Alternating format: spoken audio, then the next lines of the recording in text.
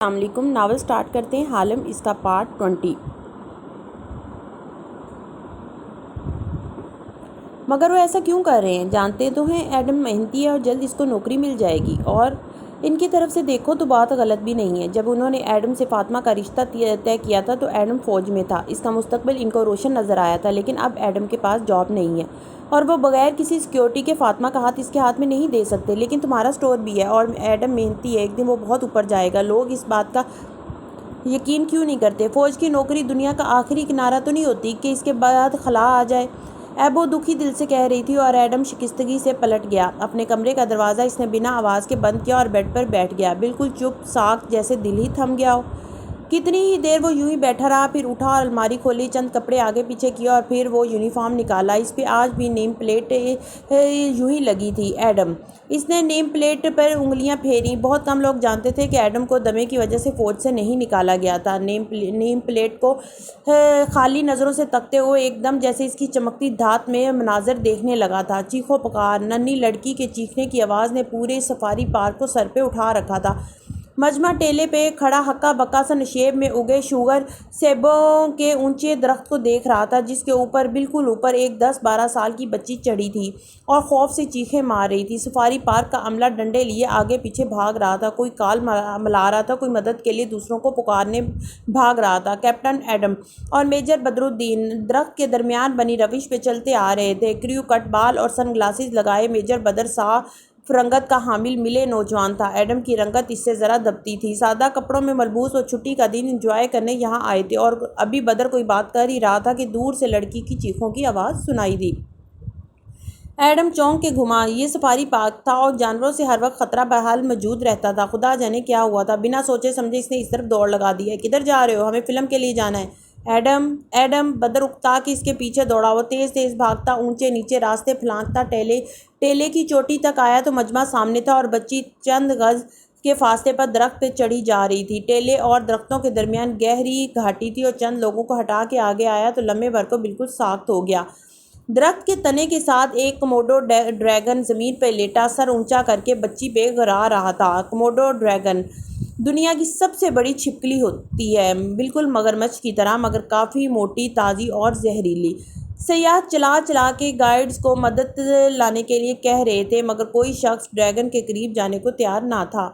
Adam نے لمحے بھر میں ہی صورتحال بھانپ لی تھی۔ درخت پہ چڑھی بچی سیاح نہیں تھی، وہ دوسری طرف سے گاؤں سے آئی تھی، یقیناً میٹھے سیب چرانے، اور ڈریگن یقیناً بھوکا تھا، ورنہ وہ اتنی آسانی سے انسانوں پر حملہ نہیں کرتا تھا۔ موٹا تازہ بھی تھا۔ اگر ڈریگن کا بچہ ہوتا تو درخت پہ چھپکلی کی طرح چڑھ جاتا، مگر بڑا ڈریگن اپنے وزن اور 10-12 فٹ کے سائز کے باعث اوپر نہیں چڑھ سکتا تھا، سو اب بچی کو ڈرا اور غرا کے اس کے گرنے کا انتظار کر رہا تھا۔ بچاؤ، کوئی مجھے بچاؤ، وہ روتے ہوئے چلائے جا رہی تھی۔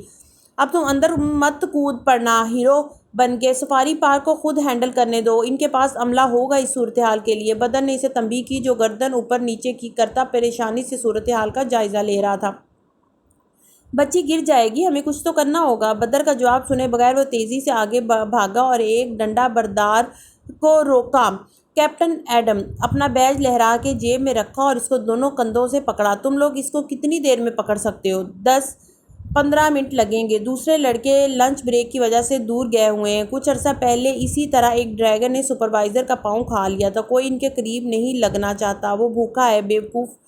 ایک دفعہ وہ کھانے میں مصروف ہو جائے گا تو اس کا دھیان لڑکی سے بٹ جائے گا۔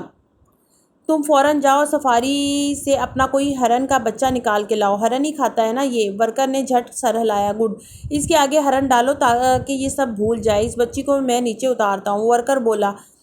دوسری طرف ورکر دوڑا تو عمر نے اسے حیرت سے روکا۔ تمہیں ڈریگن کے بارے میں اتنا کیسے پتا ہے؟ تم کتابیں نہیں پڑھتے کیا؟ وہ خفگی سے کہہ کر آستین چڑھاتا آگے کو دوڑا۔ ٹیلے کے سرے پہ آ کے وہ رکا۔ بیبی میری طرف دیکھو، بلند آواز میں پکارا تو مجمع کے 4-5 لوگ بھی مڑ کے دیکھنے لگے۔ بچی ہنوز چلائی جا رہی تھی۔ میں تمہیں یہاں سے بچا لوں گا، یہ تمہیں کوئی نقصان نہیں دے گا۔ بیبی، مجھے بتاؤ تمہارا نام کیا ہے؟ وہ ہونٹوں کے گرد ہاتھوں کا دائرہ بنا کے چلا کے بولا تو بچی کی چیخیں رک گئیں۔ آنسوؤں کے درمیان اس نے اوپر دیکھا، جہاں سامنے والے ٹیلے پہ لوگوں کی جھرمٹ میں ایک نوجوان کھڑا اس کو پکار رہا تھا۔ نادیہ، وہ گلوگیر آواز میں بولی۔ نادیہ میں فوجی ہوں، تمہیں فوجی اچھی لگتے ہیں نا؟ بچی نے جواب نہیں دیا، آنسو بہاتی اس کو دیکھتی رہی۔ نادیہ اس کو مت دیکھو، مجھے دیکھو، مجھے تمہیں کچھ بتانا ہے، وہ اونچی آواز میں اس کو پکار رہا تھا۔ بچی نے ڈریگن سے نظریں ہٹا دیں اور اس پہ جما دیں، اب وہ بات سننا چاہتی تھی۔ ہمارے جنرل صاحب کہتے ہیں نادیہ کہ وہ بچی سے نظریں ہٹائے بغیر آواز بلند بات جاری رکھے ہوئے تھا۔ اگر کبھی زندگی میں کسی بری عادت، کسی نہ مل سکنے والی محبت یا کسی جنون اور شوق کا شکار ہو جاؤ تو یاد رکھنا، جتنا زبردستی چیخ چیخ کے اس کو خود سے نوچ پھینکنے کی کوشش کرو گے وہ اتنا اور تمہارے اوپر سوار ہوگا، وہ اتنا تمہیں ڈرائے گا۔ تم سن رہی ہو نا نادیہ؟ کسی خوفناک درندے کی طرح وہ چیز ہمیں ڈراتی رہے گی۔ درخت کی شاخیں جکڑے بچی نے بھیگی آنکھیں اسی پہ جمائے ہوئے تھی۔ وہ کہتے ہیں ان چیزوں کا مقابلہ بھی ایسے ہی کیا جاتا ہے جیسے کسی بڑے خوفناک درندے کا کیا جاتا ہے۔ پتہ ہے کیسے؟ پرسکون ہو کر، خاموشی سے بیٹھ جاؤ، مزاحمت چھوڑ دو، ڈرنا چھوڑ دو، اپنی خواہش، جنون، پاگل پن سے جب ہم ڈرنا چھوڑ دیتے ہیں تو وہ فیز گزر جاتا ہے۔ تم پرسکون ہو کے اس کے گزر جانے کا انتظار کرو، ریلیکس کرو، یہ تمہیں نہیں کچھ کہہ سکتا جب تک تم پرسکون ہو۔ بہادری اس کو کمزور کرے گی، تمہارا خوف اس کو مضبوط کرے گا۔ سنا تم نے نادیہ؟ بچی نے گہرے سانس لیتے ہوئے اثبات میں سر ہلایا۔ وہ ابھی تک شاخوں کو مضبوطی سے پکڑے ہوئے تھی۔ اسے تمہاری شاعری سمجھ نہیں آئے گی ایڈم، بدر نے اکتاہٹ سے اسے ٹوکا تھا۔ شدید حالات میں کوششیں بھی شدید کرنی پڑتی ہیں۔ وائلڈ لائف کے ورکرز تیزی سے دوڑتے آ رہے تھے۔ کسی نے ڈریگن کے سامنے کٹا ہوا ہرن پھینکا، باقی ڈنڈے لیے فاصلے پہ احتیاط سے کھڑے ہو گئے۔ ڈریگن نے خوشبو سے ایک دم گردن موڑی اور تیزی سے اس طرف رینگا، درخت سے دور۔ ایڈم تیزی سے درخت کی طرف لپکا۔ بدر نے اسے پکارا مگر وہ جواباً چلایا، تم ڈنڈے کے ساتھ ڈریگن کو پکڑنے کی کوشش کرو، ورکرز کی مدد کرو، اور خود آگے بھاگ گیا۔ ورکرز نے بدر کو ڈنڈا پکڑایا تو وہ برا منہ بناتا ڈریگن کی طرف بڑھا۔ ایڈم درخت کے نیچے آ کر رکا۔ ڈریگن چند قدم کے فاصلے پر تھا۔ اس کی طرف پیٹھ کیے ہوئے وہ ہرن کے کٹے جسم میں منہ ڈالے دیوانہ وار ماس کھا رہا تھا۔ ایڈم نے سر اونچا کر کے اوپر چڑھی خوفزدہ بچی کو دیکھا، اور اب تم وہی کرو جو جنون، محبت اور درندوں کے مقابلے میں کیا جاتا ہے۔ پرسکون ہو جاؤ، گہرے سانس لو، خود کو ہلکا چھوڑ دو۔ آگے کیا ہوگا کہ خوف سے نکل آؤ، مجھ پہ بھروسہ کرتے ہوئے چھلانگ لگا دو، خود کو ہوا کے حوالے کر دو، میں تمہیں پکڑ لوں گا۔ شاباش نادیہ، وہ بازو پھیلائے کہہ رہا تھا۔ آواز کے اب کے کافی مدھم تھی، مجمع کی سانسیں تھم گئی تھیں۔ ورکرز ڈنڈے پکڑے ابھی بھی دور کھڑے تھے۔ عجیب خوف تھا وہ جو سب پہ طاری تھا۔ بچی نے شاخ پکڑے ڈریگن کو دیکھا تو ایڈم نے پکارا، یہ نہیں سوچتے کہ بری چیزیں ہمارے ساتھ کتنا برا کر سکتی ہیں، یہ سوچتے ہیں کہ ہم دنیا میں کتنا اچھا کر سکتے ہیں۔ بچی نے ڈریگن سے نظریں ہٹا کے اس پہ جمائیں، چند لمحے اس کی آنکھوں میں دیکھتی رہی، پھر کود گئی۔ اس کے پیر زمین چھونے سے قبل ایڈم نے اسے پکڑ لیا تھا۔ اگلے ہی پل وہ بچی کو اٹھائے دیوانہ وار اوپر کی طرف بھاگا تھا۔ مجمع خوشی سے شور مچانے لگا اور بدر سمیت ورکرز ڈنڈے لیے ڈریگن کی طرف بھاگے۔ اس کو اب لگام ڈالی جا سکتی تھی۔ کیا اب اس کو مار دیں گے؟ اس کی گردن کے گرد بازو پھیلائے اس سے لگی بچی نے سراسیمگی سے پوچھا۔ وہ اسے اٹھائے ٹیلے تک آ پہنچا تھا۔ نہیں، چاہے درندہ کیسا بھی ہو، ہمیں اس کی جان لے لینا اچھا نہیں لگتا، لیکن اس نے ایک محفوظ جگہ پہنچ کے بچی کو زمین پہ اتارا اور اس کے ہاتھ تھامے اس کے سامنے پنجوں کے بل بیٹھا، پھر اس کی آنکھوں میں جھانکا۔ میں جانتا ہوں تم میٹھے سیب چرانے آئی تھی، تم نادیہ آئندہ چوری نہیں کرو گی، چوری کا پھل کبھی میٹھا نہیں نکلتا، ایک ذرا سی خواہش کے پیچھے زندگیاں چٹکی میں تباہ ہو جاتی ہیں۔ وہ اسے سمجھا رہا تھا اور بچی نے نظریں جھکا لی تھی۔ اس کے ہاتھ ابھی تک ایڈم کے ہاتھوں میں تھے۔ اپنے تاریک کمرے میں بیٹھا ایڈم ابھی تک نیم پلیٹ کو دیکھ رہا تھا۔ چمکتے دھات میں سے ایک اور منظر ابھرا، جیسے کنویں کے پانی میں ہچکولے کھاتا چاند کا عکس ہو۔ وہ ایک ملٹری اعزازات اور کتابوں سے سجا آفس تھا۔ وردی والا باروب شخص مرکزی کرسی پہ بیٹھا تھا اور ابرو بھینچ کے ناگواری سے سامنے یونیفارم میں الرٹ کھڑے ایڈم کو دیکھ رہا تھا۔ ایڈم کے ہاتھ سیدھے تھے، سر پہ کیپ تھی، البتہ آنکھوں میں سخت دکھ اور بے بسی بھرے غصہ تھا۔ اگر میجر بدر کو کوئی اعلیٰ اعزاز مل رہا ہے تو تمہیں اس میں کیا مسئلہ ہے کیپٹن ایڈم؟ سر، میں یہ نہیں کہتا کہ میجر بدر کو اعزاز نہ ملے، اس نے ڈریگن کو اس جگہ سے ہٹایا تھا، میں مانتا ہوں، مگر سر اس بچی کو بچانے میں میرا بھی رول تھا، مجھے کوئی اعزاز، کوئی انعام کچھ بھی کیوں نہیں مل رہا؟ تم نے انعام کے لیے بچی کو بچایا تھا؟ نہیں سر، لیکن مجھے گھر میں اور فوج میں یہی سکھایا گیا ہے کہ جب کچھ غلط ہوتے دیکھو تو ہاتھ یا زبان سے اسے روکو۔ میں نے تب بھی یہی کیا، اب بھی اپنے ساتھ زیادتی ہوتے دیکھ کے یہی کہہ رہا ہوں، سنجیدگی سے کہتے ہوئے جذباتی ہو گیا تھا۔ ایوارڈ ایک ہی شخص کو مل سکتا ہے، چونکہ بدر کا کردار زیادہ نمایاں تھا اس لیے وہ اس کا حقدار ہے، مگر سیاحوں کی فوٹیجز، موبائل ویڈیوز جو یوٹیوب پہ موجود ہیں، ان کا کیا سر؟ میں مزید اس بارے میں کچھ نہیں سننا چاہتا ایڈم، وہ اب کرختگی سے بولا تو ایڈم نے نظریں جھکا لی، چند گہرے سانس لیا، آنکھیں اٹھائیں تو ان میں زمانے بھر کے شکوے تھے۔ میرے ساتھ یہ سب صرف اس لیے ہو رہا ہے کیونکہ میں اور رنگ اصلی ہوں، ہے نا سر؟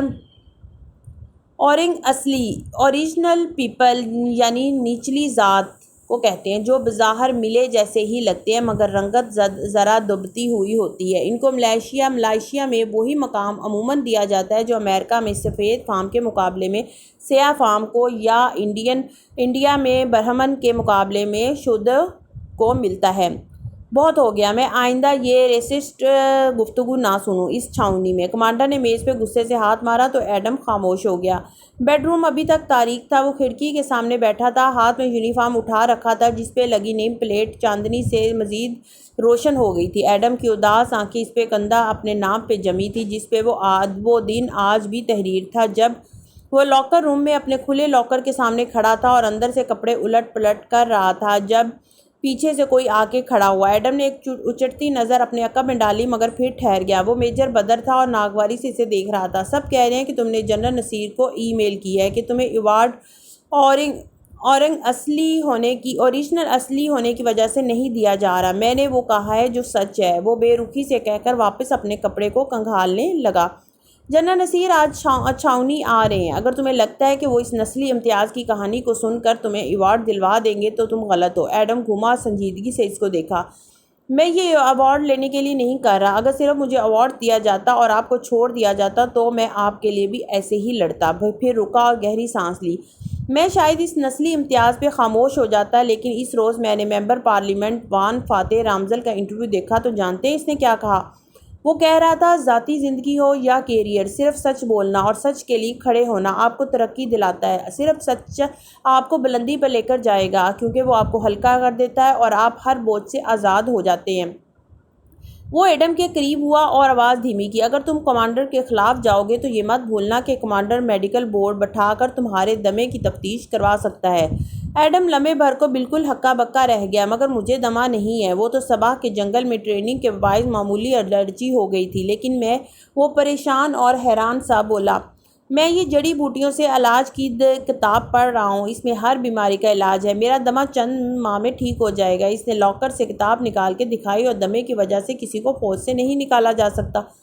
میں تم سے ہمدردی کر رہا تھا ایڈم، عقل سے کام لو، صحت کے مسئلے کی وجہ سے فوج سے نکالے گئے تو کوئی تمہیں باڈی گارڈ بھی نہیں رکھے گا، منگیتر شادی سے انکار کر دے گی، مگر تم شاید سمجھتے ہو کہ یہ کتابیں اور وان فاتح والی آئیڈیالوجی تمہیں ترقی دلائے گی۔ بیوقوف لڑکے، کبھی سوچا کہ آج صوفیہ رحمان وزیر اعظم کیوں ہے اور وان فاتح خود کیوں وہ ترقی حاصل نہیں کر سکا؟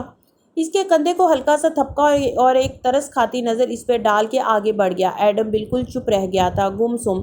لاکر روم کا منظر وقت کی سیاہ اسکرین پہ غائب ہو گیا اور اس میں سے ایک روشن دن طلوع ہوا۔ چھاؤنی کی انگریز کے زمانے کی بنائی عمارت کے برآمدے میں گردن سیدھی کیے کھڑا ایڈم، بالکل چاق و چوبند اور مستعد، اور سامنے کمر پہ ہاتھ باندھے کھڑا سفید بالوں والا جنرل سنجیدگی سے اس سے مخاطب تھا۔ اور تمہارے خیال میں اس کی وجہ کیا ہو سکتی ہے؟ سوچ سمجھ کے کہنا جو بھی کہنا۔ میں سوچ چکا ہوں سر۔ ایڈم جھوٹ نہیں بولے گا، وہ اسپاٹ نظروں سے سامنے دیکھتے ہوئے کہہ رہا تھا۔ ایڈم کے ساتھ یہ زیادتی اس لیے ہو رہی ہے کیونکہ ایڈم ایک اورنگ اصلی ہے اور ہماری فوج آج بھی ملے کو اورنگ اصلی پہ ترجیح دیتی ہے، وہ سامنے دیکھتے ہوئے اسپاٹ نظروں سے کہہ رہا تھا۔ اور ایڈم سچ اس لیے بول رہا ہے کیونکہ ہمارے نبی کریم صلی اللہ علیہ وآلہ وسلم اس دنیا کے سب سے عظیم انسان ہیں اور انہوں نے ہمیں یہی سکھایا ہے کہ چاہے زمانہ کوئی بھی ہو، انسان کو بلندی صرف سچ عطا کرتا ہے۔ سیاسی لیڈر غلط ہو سکتے ہیں، کمانڈر غلط ہو سکتا ہے، مگر رسول اکرم صلی اللہ علیہ وآلہ وسلم ہمیشہ سچ فرماتے تھے اور انہوں نے ہمیں یہ بھی سکھایا ہے کہ کسی گورے کو کالے پہ کوئی فوقیت نہیں ہے۔ پھر ایڈم کے ساتھ کسی صاف رنگت والے کے لیے کیوں زیادتی کی جائے سر؟ جنرل نصیر آنکھیں چھوٹی کر کے خاموشی سے اسے سن رہا تھا، جو بے خوفی سے بولے جا رہا تھا، اور جو آخری منظر ایڈم بن محمد کو یاد تھا وہ چھاؤنی میں فوجیوں کے زیر استعمال کمروں کا تھا۔ وہ ایک کمرے کے اندر دروازہ بند کے دیوار کے ساتھ نیچے زمین پہ اکڑو بیٹھا تھا۔ اس کے ہاتھ میں کاغذ کا ایک ٹکڑا تھا جس پہ میڈیکل بورڈ نے اس کو فوج کے لیے ان فٹ قرار دے دیا تھا۔ وہ دونوں ہاتھوں میں اسے بھینچے سر جھکائے بچوں کی طرح رو رہا تھا، مگر کوئی سن نہ لے اس خوف سے سسکیاں دبائے ہوئے تھا۔ سرخ گلابی چہرے پہ آنسو لڑکتے اس کی وردی کے سینے کو بھگوتے جا رہے تھے اور وہ روئے جا رہا تھا۔ سچ تو کامیابی دیتا ہے، سچ تو انسان کو عظمت دیتا ہے۔ پھر میرے خواب کیوں چھن گئے مجھ سے اللہ تعالیٰ؟ ایڈم تو صرف اپنے ملک کی خدمت کرنا چاہتا تھا، فوج کی وردی پہن کر اپنے ملک کو دشمنوں سے نجات دلانا چاہتا تھا، مگر ایڈم کی رنگت ذرا گہری ہے، اس لیے ایڈم سے یہ موقع چھین لیا گیا۔ اللہ تعالیٰ ایڈم اس لیے ظلم کے خلاف کھڑا ہوا تھا کیونکہ رسول اکرم صلی اللہ علیہ وآلہ وسلم نے ہمیں یہی سکھایا ہے کہ ظلم کو خاموشی سے برداشت کر لینے والا بھی ظالم جیسا ہوتا ہے۔ پھر ایڈم کے خواب کیوں ٹوٹ گئے توانکو؟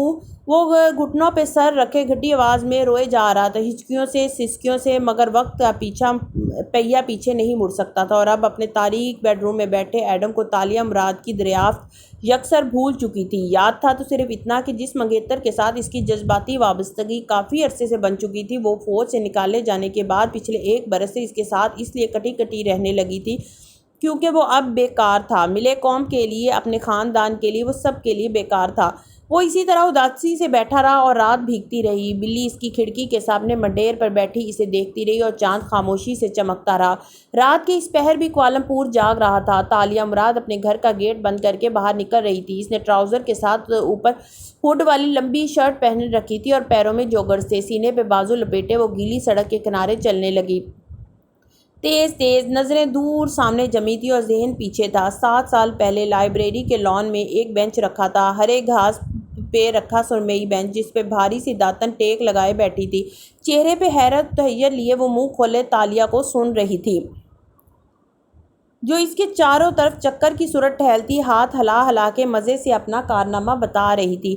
سیاہ لمبے بالوں والی تالیہ کوالالمپور میں گزارے چند ماہ میں ہی خوش خوراکی کے باعث قدرے بھری بھری ہو گئی تھی۔ رف سی اسکرٹ اور اوپر لمبی قمیض پہنے اس کا چہرہ گلابی اور بچوں کی طرح پھولا ہوا لگتا تھا، آنکھوں میں چمک تھی اور لبوں پہ شرارتی مسکراہٹ۔ پرسوں میں سوچ رہی تھی کہ سمی کے ساتھ میں کتنا برا کرنا چاہتی ہوں، بدلہ وغیرہ، تو میرا دل چاہا میں اس کا ای میل ہیک کر لوں اور اس کے سارے راز پڑھ کے دنیا کے سامنے کھول دوں، مگر پھر اس نے شرارت سے چٹکی بجائی۔ مجھے یہ خیال آیا کہ میری طرح کتنے لوگ اپنے ایکس کا ای میل ہیک کرنا چاہتے ہوں گے۔ بس پھر کیا تھا، میں نے ایک fake Facebook ID سے اشتہار لکھا اور ایسے پیجز پہ لگا دیا کہ اتنے پیسے دو اور اپنے ایکس کا اکاؤنٹ ہیک کروا لو۔ داتن 2 دن میں 5 لوگ آ گئے جو اپنے ایکس کی ای میلز پڑھنا چاہتے تھے۔ وہ تمہیں کبھی بھی پیسے نہیں دیں گے کیونکہ تم ہیک کر ہی نہیں سکتی۔